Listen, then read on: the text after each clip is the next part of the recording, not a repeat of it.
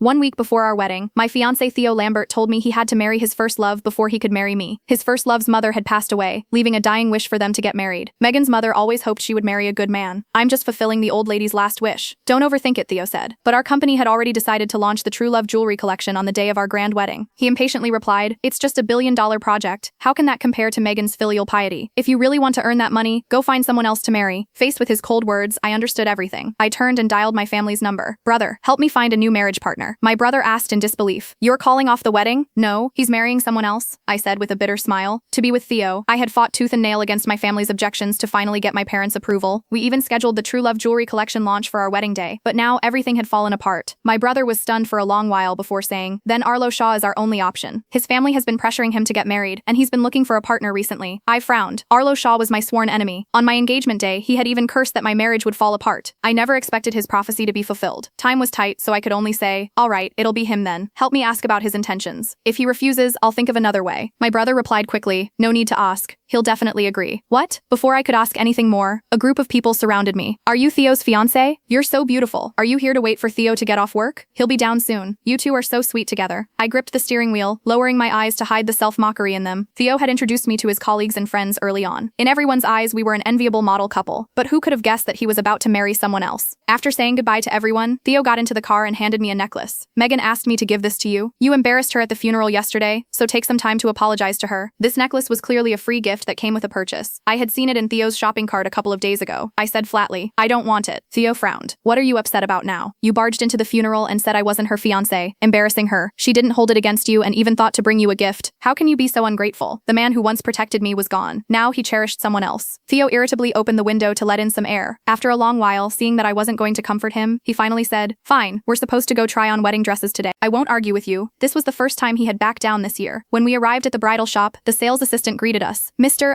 Lambert, Miss Quinn, the 20 custom wedding dresses and tuxedos you ordered are ready." But Theo's gaze wasn't on these clothes. He was looking down at his phone, his expression somewhat urgent. After noticing my gaze, he quickly put away his phone, his face showing a hint of apology. "Genevieve, something came up with Megan. I need to rush over there right away. Try on the wedding dresses yourself, and just pick a tuxedo for me. I trust your taste." With that, he hurriedly hailed a taxi and left, leaving me alone. The sales assistant quickly approached me and tentatively asked, "Miss Quinn, would you like to personally select the tuxedo?" I looked away and nodded. Of course I would choose a tuxedo, just not for Theo. After all, the groom had changed. I drove home, thinking Theo wouldn't return all night, but he came back before dinner. He strode over to me, holding a takeout box. "I went all over town to buy this for you. It's from Harry's Bakery." I looked at the box of Swiss rolls. There were 3 fewer than usual, and one of them had a bite mark, obviously having been eaten. Half an hour ago, I had seen Megan's Instagram post. The photo was of the Swiss rolls in my hand. "Hubby bought me a midnight snack even though it's so late. Thanks for working so hard, babe."